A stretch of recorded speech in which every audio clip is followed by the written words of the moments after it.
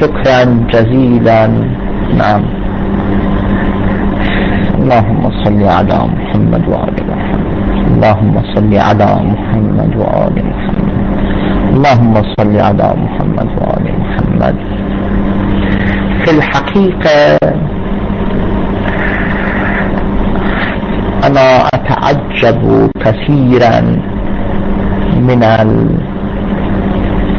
الوهابية الأشرار، لأن عندهم تعنت غريب وعجيب في جميع العالم.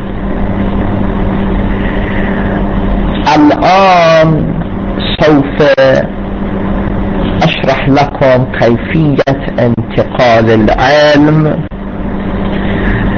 وكيف كان انتقال العلم إلى أبو صالح سلام الله تعالى عليه. في الحقيقة أنه الآن أنتم تستمعون إلى البلوتوثات.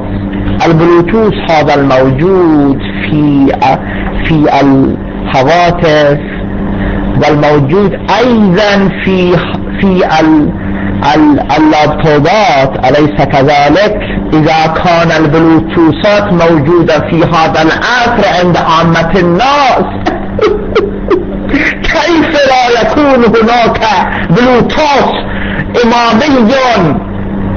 البلوتوث الإمامي هو أعظم إرسال. البلوتوثات الإمامية لها قوة وبعد وإمكانيات ما توصلت لها البلوتوثات مرات النوكيات وغيرها من التلفونات في جميع العالم. البلوتوثات الإمامية لها خصائص ولها إمكانيات بأن تحتفظ بشحناتها في الهواء، فمتى جاء إمامي له بلوتوث إمامي يستطيع التقاط هذه الشحنات في أي عصر وزمان. أنت تستغرب إذا كانت الفترة قصيرة تقول ولد وأبوه ميت. هذه الشحنات الإمامية البلوتوثية تستطيع أن تكون في الفضاء لمئات بل آلاف السنين.